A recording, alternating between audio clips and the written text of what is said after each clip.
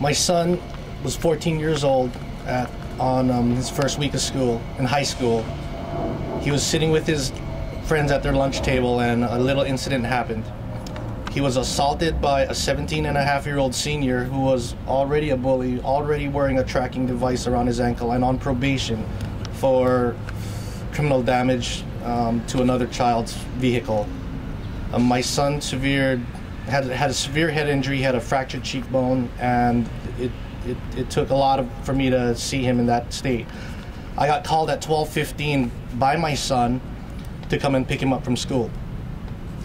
Upon my arrival, my son was sitting in the infirmary, actually laying in the infirmary on a cot with an ice pack on his cheek. His eye was punched shut, his mouth was bleeding, his nose was bleeding, he had bruises all over his face and lacerations. I asked the school if they had called for emergency technicians, which they had not. They said that I was responsible for that. I asked the school if they had called the police department, Phoenix PD, and they said that I was responsible for that. I'm here not to talk about the bullying of this kid, but about the protocols that the school failed to do. I felt like I was all alone, and although they helped me get my son back on track, just the incident itself should have been handled differently.